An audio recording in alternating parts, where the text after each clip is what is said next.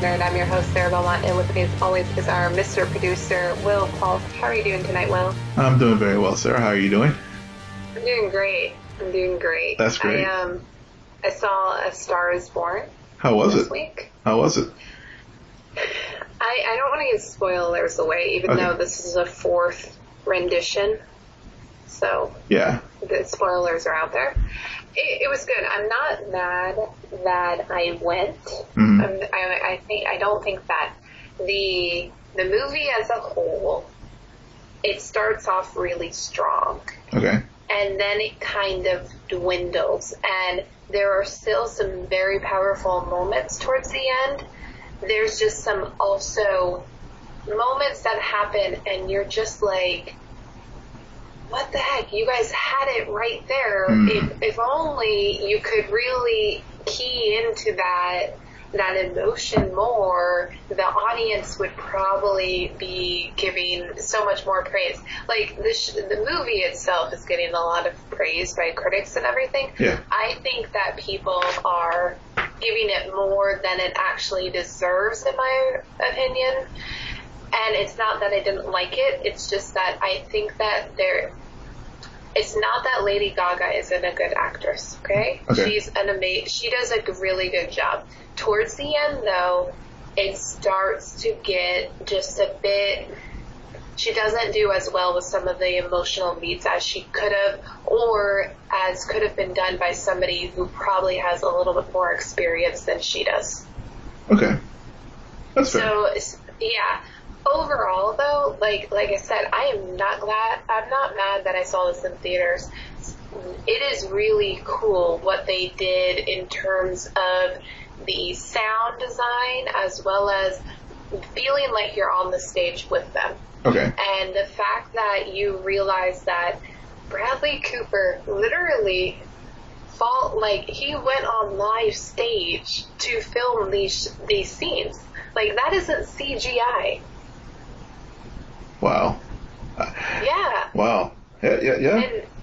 And he didn't, and I saw an interview with him, and he's like, I didn't know if they were going to kick me off, boo me, or throw stuff at me, and they also, they didn't want the songs to get released, so they could only have the sound go for the first 6 rows. Okay.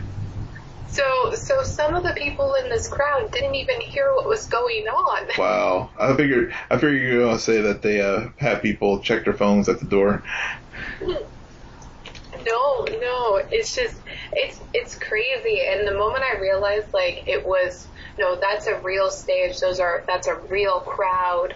They're filming this, and of course they want to hit certain beats, but that's a lot. And I'm going to be that much more interested to learn about how they shot the scenes for Bohemian Rhapsody and see if I can really tell the difference. Because I feel like with Bohemian Rhapsody, that is more CGI than in A Star is Born. Yeah, CGI, and also, how much of it will be original Rami Malek versus Freddie Mercury. Right, absolutely. It's really hard for me to take some of those trailers seriously because I'm like, hey, Rami. Yeah. That's Rami. Yeah. Especially towards the end of that trailer where they're like, Freddie, you're a legend. And then it's a long pause and, excuse me, and Freddie's just like, we're all legends. And I'm like, oh my God, what is going to be this movie? Yeah. It's just like, hello, friend. Can you imagine if he said that in response? Oh, if he does, I'm like, I'll die right there in the theater. Oh, classic. So you must be having a really good week. Your 2 favorite shows in this comic book world are back on. Yeah, and I was not disappointed with either one. Well, I know. That does not surprise me. Well, I will say I had, and I know we'll get into it more depth, but I will freely admit that I had very, very, very low expectations for The Flash. I I really did in the hiatus. I did not rewatch season 4 at all, and because that was just how kind of disappointed I was with last season. Usually during the summer I will make the time to rewatch it, but actually I ended up going back and rewatching parts of season 1 and 2 just to remember how good the show actually was in those first 2 seasons, to get the bad taste out of my mouth from how disappointing season 4 was. Wow. Yeah. So let's get into the Flash then. Yeah, let's do it. Nora West-Allen is here, and Excess, as she's referred to, in the future, 30 years in the future. She's a protector of Central City, blah, blah, blah. Yep. Everybody's going to know. Yeah. Okay. Oh, yeah. This episode, it is very refreshing in the sense that the monologue is now from Nora's perspective. And a lot of the elements that we have grown to love and enjoy have changed, because it's not, they kind of made a statement in the sense that, yes, Barry Allen is still our central hero, but this is just as much as this is going to be Barry's story, it is also an important story for Nora. At the same time, though, the episode kind of bothered me a bit, because it was pretty much broadcasted from the very first scene with her interacting with everyone that, Barry's not going to be around. And that's really the motivation. And they had me fooled for a little bit with the whole tachyon thing, but it annoys me how Barry figures it out, and yet Iris is still kind of like, I don't know what's going on. I think she's here, and I'm just like, Iris is not that stupid. She can't be that stupid. Like, I don't know how long they're gonna keep this secret, but I'm almost afraid that they're going to do what they've done in the past and keep the secret 1 or 2 episodes longer than they should have. When you say the secret, what secret? That Nora's Barry? Barry's gonna disappear in 2024. But I thought they have seen the headline. Yes, Iris has, I do believe you're right. Iris has seen the headline, but what she does not, that's not registering her in the same way that it is with Barry right now. No. Like, you even saw with Barry where he realizes it, and didn't you think it was a secret at the end when he wasn't honest with Iris as to why suddenly he changed his attitude about Nora sticking around longer than original? Now that part did bother me, because I was like, wait a minute, haven't you guys over the last 4 years learned anything? Because we're back into the typical trope on The Flash, where there is always some big secret that one of our prime characters is hiding from the rest of the team. So that part did bother me, especially given how earlier in the episode when Barry was actually like, we need to send her back. Uh-huh. And, finally it's like, ding, ding, ding, light bulb. What Jay told him during the Flashpoint finally sunk in about time travel. And so for him to, have that change of heart at the end of the episode, and quite frankly, no one call him on it, did surprise me. And was disappointing, because it's like, okay, we're falling back into the old pattern again. So it's interesting.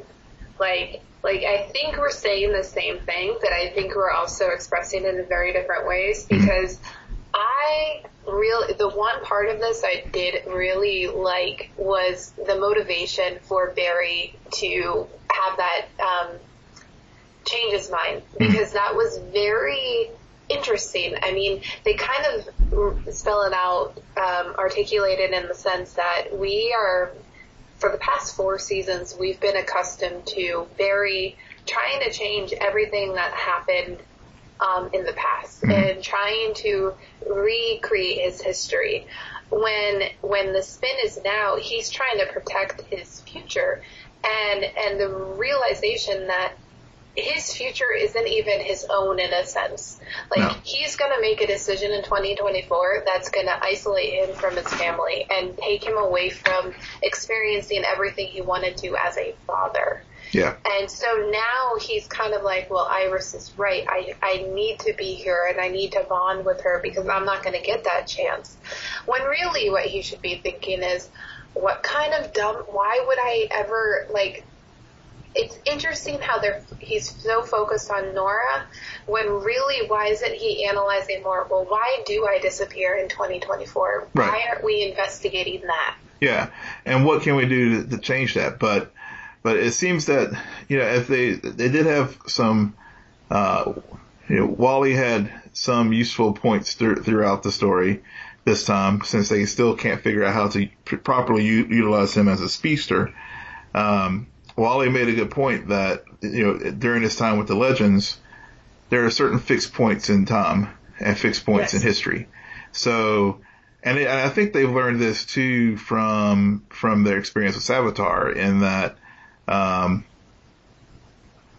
certain things are just predestined to happen and they must happen. Otherwise, if you don't, then you do end up with the Flashpoint type of scenario where, all good things that you were trying, all the evil things you were trying to end, you end up spiraling and making things worse. So having those fixed points, like, for example, Barry, Nora Allen, grandmother, getting killed by Thawne, and certain other points must happen. Otherwise, we'll just end up with very, very bad things, and the space-time continuum disappears. But the other thing that it's going to be interesting to see is how they're going to use Nora in the show, because, throughout the episode, as I was watching it, and for example, when they dealt with Gridlock, she was like, "Oh, he was a one and done," and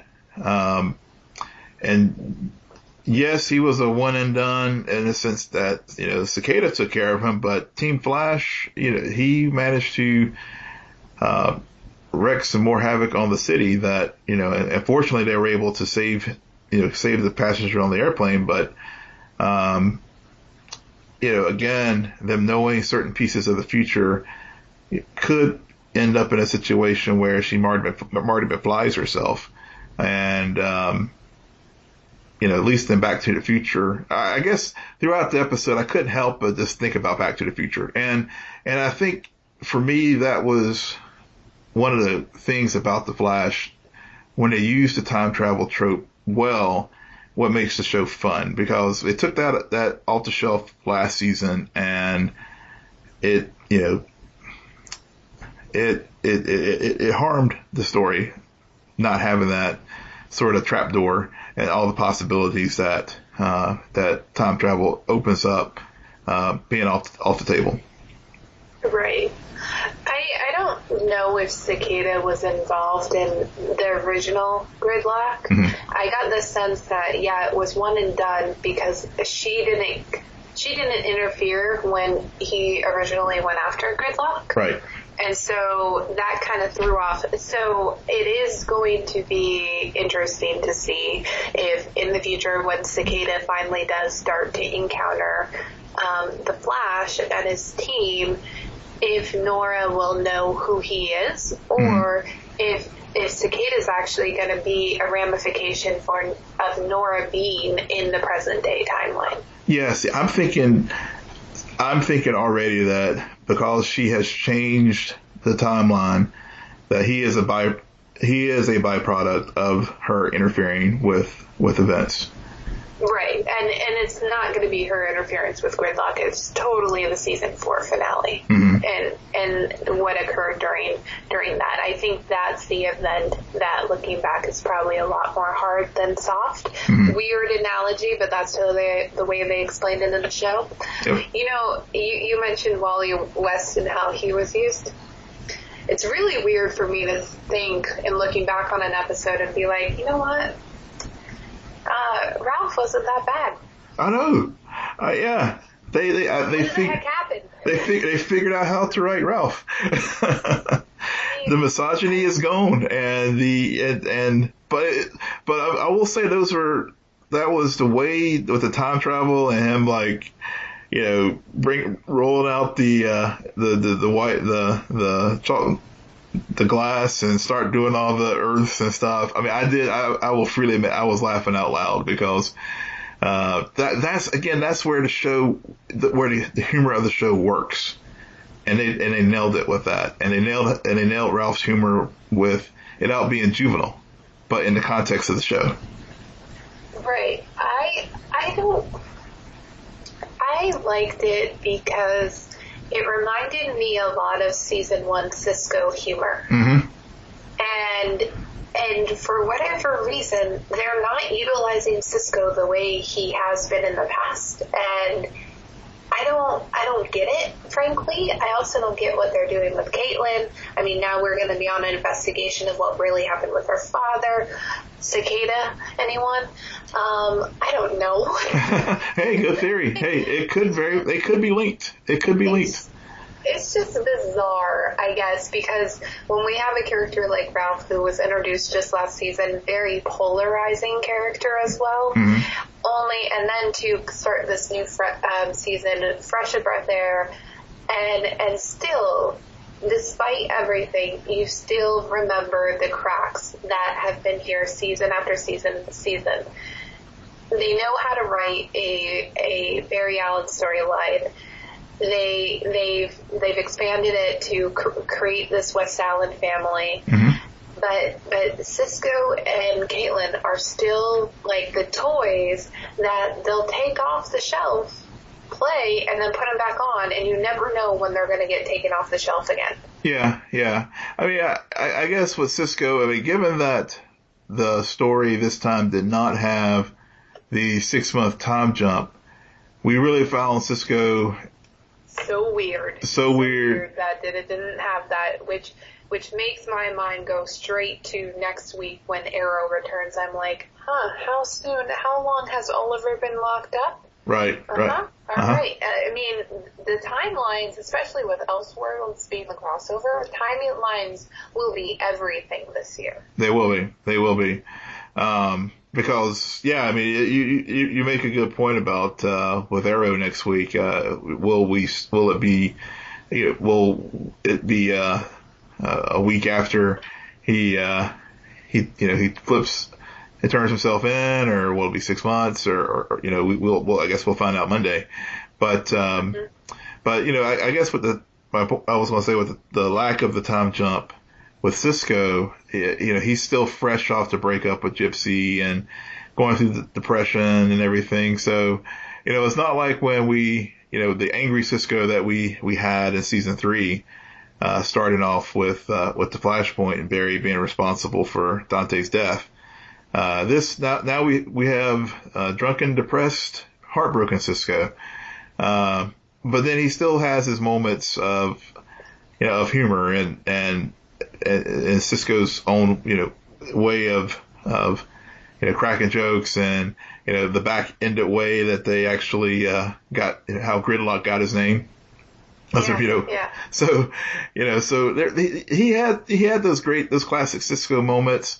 I think Caitlin, this episode, we got to see, Caitlin was just our sturdy Caitlin. She really didn't have, again, since there wasn't a time jump, we are encountering her, still, we got a Killer Frost mention, but, we obviously don't have any more information other than the little tidbit stuff that she shared with Ralph, and Ralph, being a private detective, went out and found, some information about her father, or or lack thereof, and presents that good springboard for her story this season, as far as what we saw with the Bob at the end of last season, where she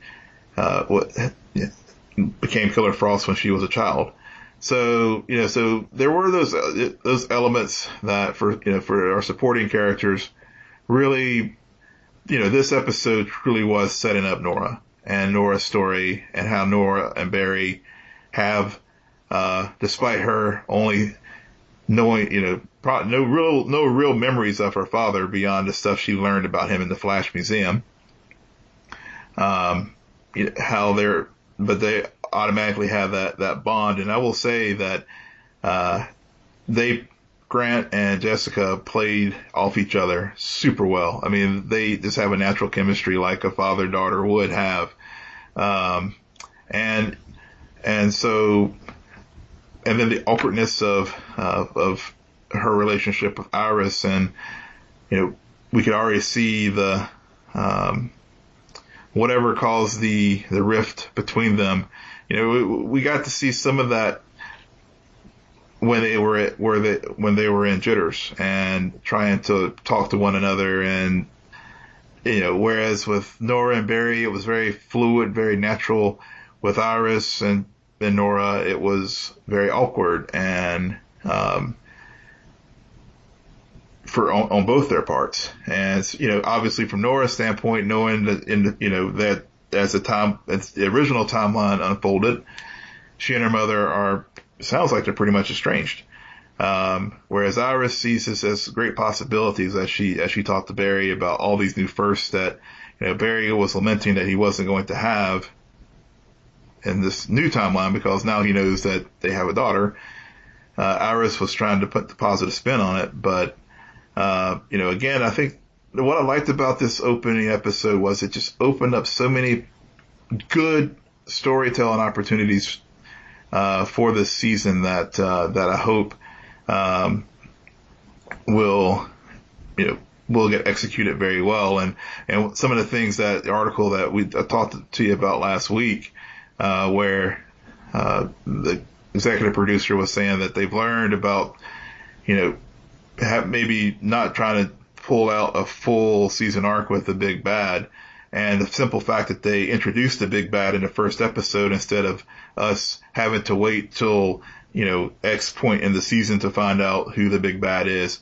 I think that's a good thing storytelling wise, because there'll be other mysteries that we can work through this season versus the usual trope of the Arrowverse shows of when are we going that mid-season crossover or early season crossover break where they reveal who the big bad is.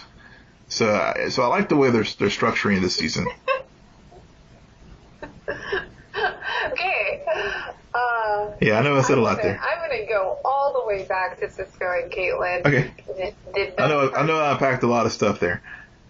Cisco and Caitlin. So Cisco, he has a line in the episode that stood out to me, despite I didn't like how he was utilized. It was basically a reminder, like, hey, just an FYI, this is exposition about where we are with Cisco's character and where we are with Caitlin's character, although they really have nothing to do this episode. Yeah. And but he does have a line where he says, in Naming Gridlock that you mentioned, he talks about how he's a fool of fate, or fate's fool. And I think that kind of indicates what's going on with Team Flash this season. Mm-hmm. They already mentioned a lot about happy endings, mm-hmm. which I'm trying to figure out at what point did anybody tell them that a comic book story is a fairy tale. I don't know if comic book heroes actually ever get a happily ever after. And I think it's really interesting that has come up a few times over the last few years. But I don't really understand where that expectation comes from. Maybe it's that reconciliation between I was this person living a normal life one day, and then the next day I'm the extraordinary, and I don't know what that means, and my life is about sacrifice all of a sudden now. But you don't get anything in return when you're constantly self-sacrificing. I have no idea if anything makes sense that I just said. No, I hear where you're going. I don't know, Will. I think that this episode, me and you have a little bit of a different interpretation, because I actually did not get the sense that, I didn't think that this was too different from anything I've seen before from The Flash. I mean, I don't know why, but having them show Cicada at the end, I still think that they're leaving it a mystery. Because technically we don't know. He didn't even say his name was Cicada, right? Or No. did he? Don't think so. He just said that I want you all to die, so Yeah. we understand his mission, but we still don't know technically who he is, Right. where he comes from. So I think that there is a lot for them to unpack, and I'm still very concerned that you also told me Nora's going to stay for the entire season. Yep. This is going to get worn out real quick. I see. Yeah. Yeah. I think but I've also read that she's going to have various arcs of her own, and I think and just sort of looking at other theories and folks on Twitter. I hadn't had a chance to check out any Facebook chat rooms, but at least on Twitter, there's definitely some theories going about that. Nora will meet her demise this season.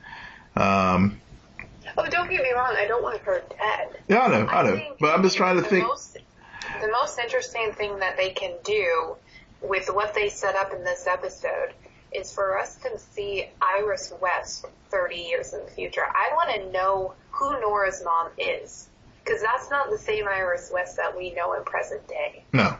And I think that is a much more interesting point. If they're not going to focus on why Barry disappears or how, if they're going to leave that for season 10 or something, okay. But then use this opportunity to really show what that does to Iris. Yes. And how that changes her completely. Because I think at the end of this, it's always going to boil back to Barry's decision and what that means to Iris and how that does strain that relationship between mother and daughter. Because think about it in the sense that you have the perfect family, Mm-hmm. and then your husband makes the ultimate sacrifice. The daughter you're left behind to raise on your own. You see nothing but him in her. Yeah. And you're so scared that she's going to do that too and also abandon you. Yep. Like, I think that there can be some very fascinating mother-daughter dynamics, more so than even between her and Barry. Like, I'm worried they're going to focus way too much on Barry's relationship with Nora when it's going to be a missed opportunity given what they've already set up in this pilot with that strained relationship between mother and daughter. Yeah, see, I'm hoping, I hope you're right, because to me, you're right. That story to me is a whole hell of a lot more interesting than as you said, Barry and Nora's story, because they are so much alike. But oh God. Yeah, but I'm agreeing with you, and it will be fun, especially given that we do know, one, that obviously that fixed point in time has always been, regardless of whatever happens in the various timelines, Barry always disappears April 2024. Mm-hmm. That's always been a fixed constant. No matter how many times Barry's changed timelines, that event where he gets into a fight with Reverse Flash and ends up missing remains there. The new thing that we've learned this season is that he's gone for 25 years. Which is very close to the time that he was gone in the comic books. In the comics, he was gone 23 years. And so, some of the things, it would be great if we could somehow, they do a episode or two this season, like you said, where we do get to see, 2049 Iris, where she is, still, Barry's still gone, and we're learning, how that impacted her, and how it will, as you said, how that impacts her relationship with her daughter. Mm-hmm. Yeah. That is a more interesting story. This a little fun little, geek out moment though. Uh-oh. Yeah.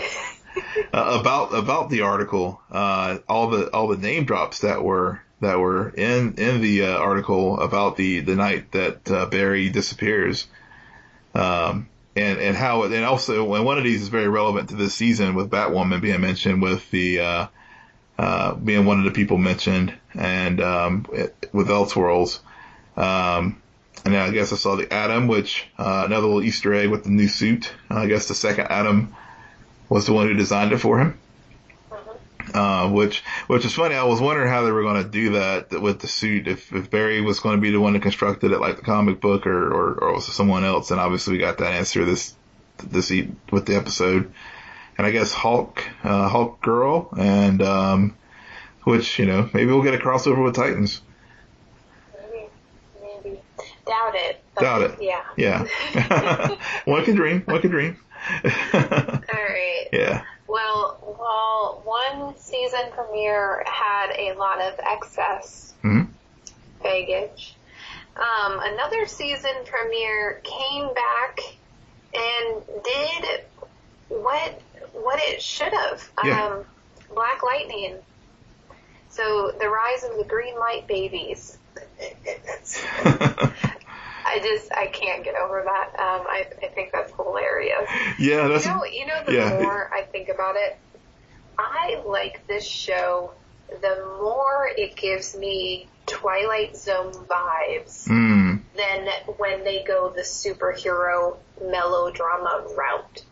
There is something about the kind of circumstance they've set up with this. When they, like those scenes when Lynn was in the interview room, I liked those. Oh yeah. Yes. But then when she gets out and you have some of this, and we'll get into her and Jefferson, I still have my same complaints as last season. I have not changed. Oh, I know. Go ahead and get your fan video ready. Her and Gampy. Go ahead. But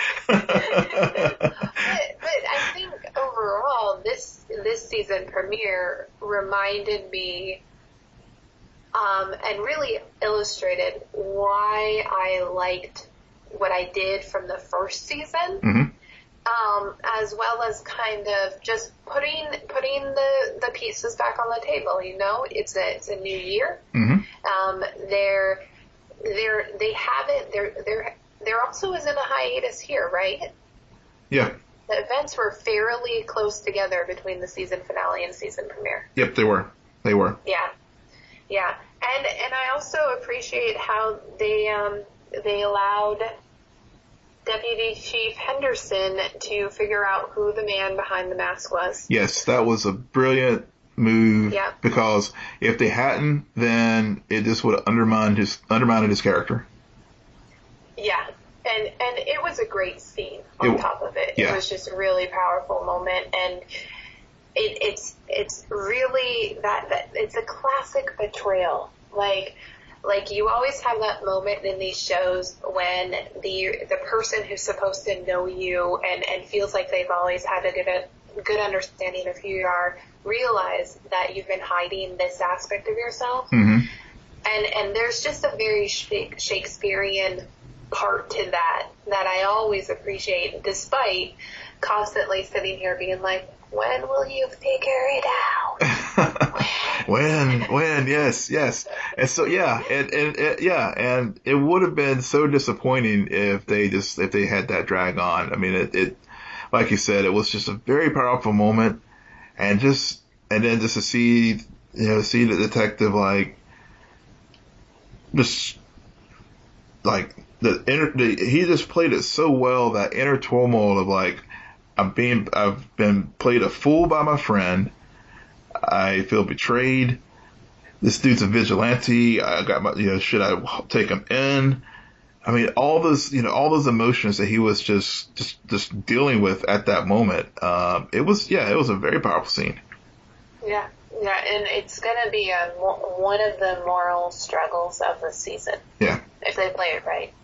Like they could stretch that a little bit longer, especially considering how. And I think Jefferson even says it at one point, like, everybody's turning on people with powers. Mm-hmm. So even if Black Lightning, Thunder, and whatever we call Jennifer these days. She'll eventually be Lightning. Yeah. Yeah. There's a fear, even if they do good, they're still the outcast. Yep. And so I think it's always that heat element. We know who each other are. We know where we stand. And if I have to take you down, I will, because this is my job and you're doing your job. And wherever this falls, it falls. We have enough respect. So that's just another part I really liked about this season premiere. I will be honest with you. Well, yeah. Jennifer bothers me so much. She just does. I know you haven't been a big fan. I mean, even last season, I know you were not. You were not enamored with her. It is very odd to me. I feel like at times this show can have these long moments and really understand what it's trying to do, the story it's trying to tell, and then it stretches itself too thin because it also wants to explore this area, it also wants to do this, it wants to be that, and I'm just like, it's too much for me at times because I get very disoriented.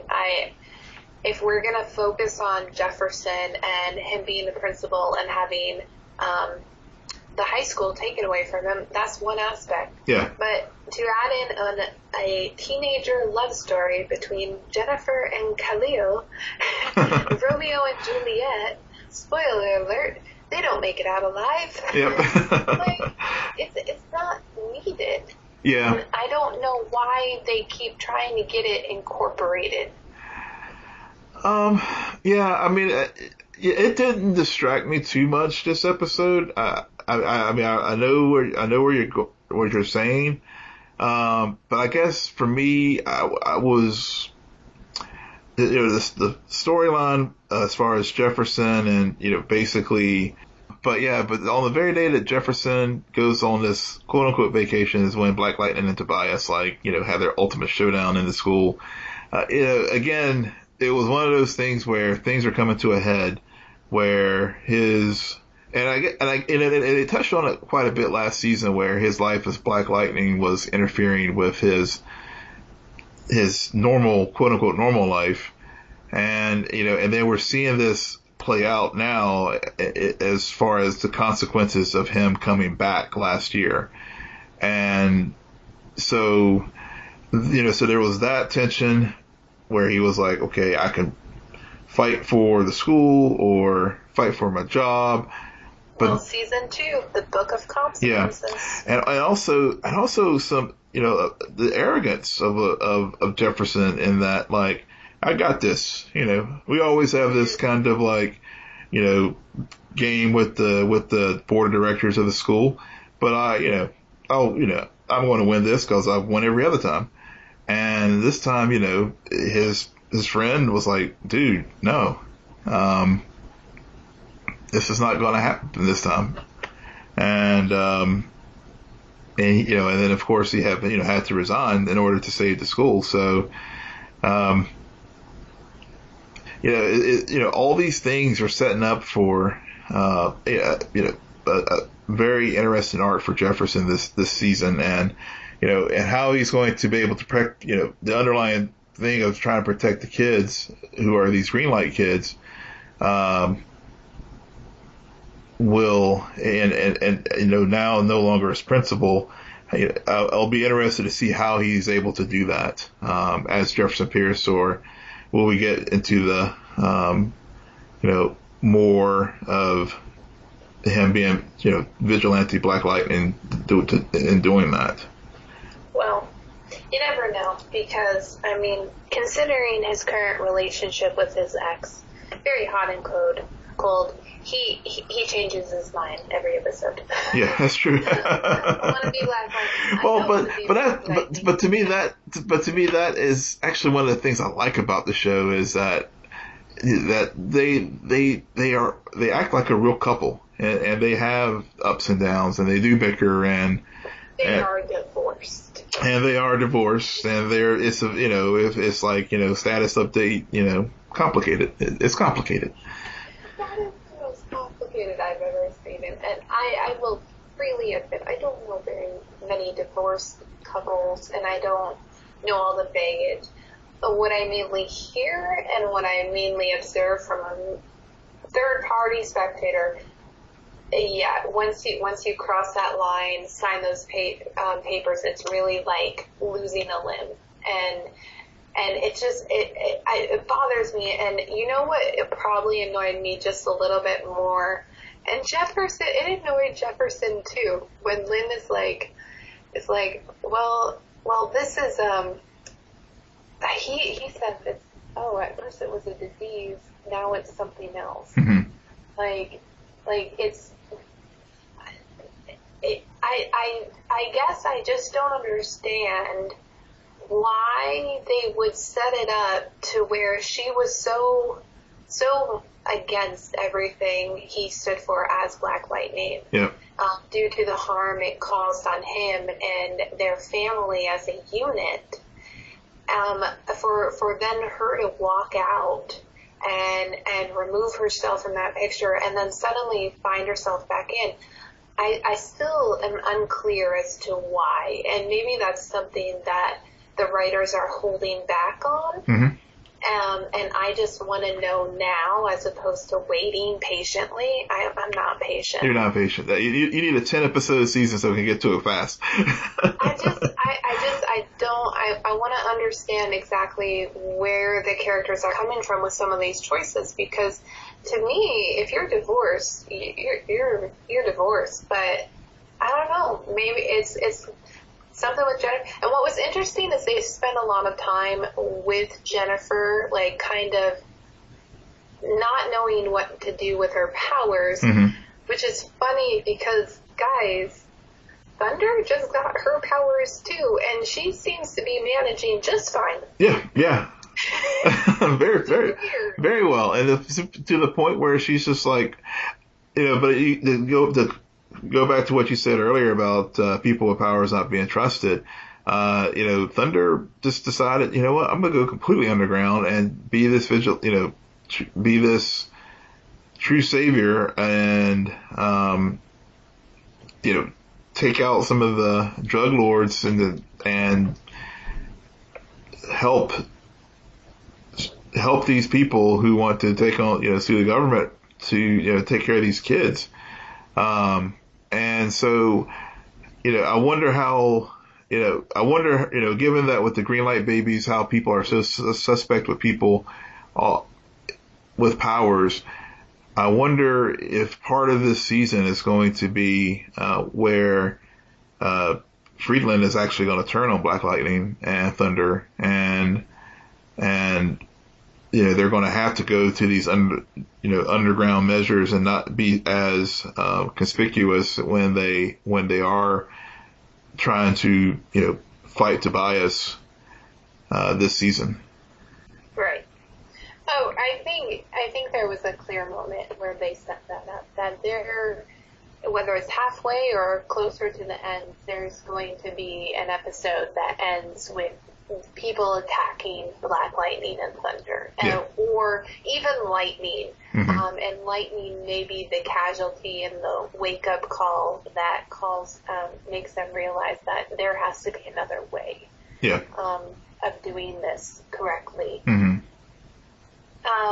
And speaking of underground and keeping things on the down low, it was made very clear this episode that Gamby pulled some strings for Lynn Yep. Lynn and him had a conversation. Jefferson was not aware of this conversation. Jefferson got a little bit too angry about them talking without him.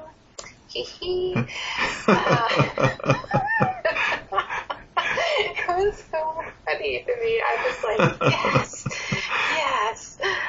Now I get to say stuff. Yep.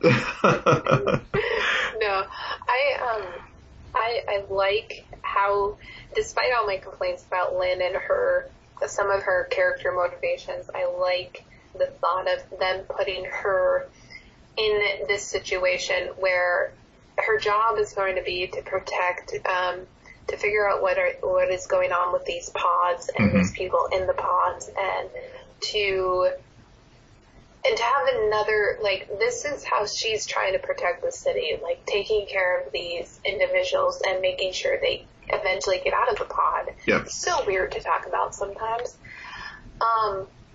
While at the same time trying to figure out what's going on with her family when she is the black sheep of the family. Like, everybody else has powers. Yeah, yeah. And that does something to a person. And also, as a mom, you're meant to protect your children. But in this circumstance, the roles are kind of flipped. We saw Jennifer hurt her. Not overly aggressive, but her kids are almost prone to protect her. Mm-hmm. And she views it also as self-harm. So I think that there's a lot to explore with that. And we'll just see, and maybe Gamby can pull some more strings. That's all I'm saying. Pull some strings, find a meta human counselor, for Jennifer to help her, deal with her acceptance or lack thereof of her powers. Yeah, one more moment that stood out to me. That first scene in the parking garage, that fight scene. Oh yes, wow, yeah, it was Cyanide and the what's her name? The assistant principal, yeah. Yeah. Yeah. Kara. It was. Yeah. It was so good. It reminded me of the Iron Fist choreography that we saw in Iron Fist 2. Yes. Like, there was with the dragon and Danny. Yeah, it was very Netflix. It was. We're used to Arrow choreography, but this isn't the same. I didn't get the same vibes. I went straight to Netflix on this. I did too. And plus with the soundtrack, with the music in the background, I mean, it was perfect. There was something almost cinematic about it. Yeah. I really like it, and they took their time with it. Mm-hmm. They just let the scene play out. It didn't feel choppy to me. Nope. And when the girl, the substitute teacher, assistant person, whatever her name is, she knows how to wear some heels. That was like such a moment for me. I'm like, hell yeah. Girl, yeah. I was like, damn, yeah. It was, I thoroughly enjoyed that whole sequence. And I did think Netflix, and actually I was like, I liked it better because I thought of you. I was like, Sarah's going to love this scene. But also I thought it was, for CW, I thought it was, I did think it was better than some of the sequences I saw in Iron Fist 2 this season. I don't know if I would go that far. I'm going there. I'm staking myself out there, but I do that sometimes. Yeah, I just think it's on par with it. Yeah. And maybe it's just because I'm looking forward to Daredevil, and Daredevil always has amazing choreography in their fighting, but overall, don't get me wrong, again, I did like this episode. I thought it was a well done first episode of the season to kick things off. Yep. There wasn't too much exposition. There was almost just enough. Mm-hmm. That was my problem with The Flash. I almost felt like it was an extended of, this is what you missed on last season. Yeah. But I'm ready to continue this story and to figure out these green light babies. Yeah. I mean, it was very powerful. I mean, and I think one of the things that we talked about, what we liked about Black Lightning last season, and it carried it forward this season, was again, it's a superhero show, but it's still very grounded and real, real world events, things that are happening, police brutality with, it was a very visceral start to the episode. I mean, where you had this situation of police brutality with one of these green light kids. So, you have this, this green light drug as sort of as a MacGuffin for, why certain things happen in Freeland, but it's based in things that happen in society, and they carry it, they pull it off very well.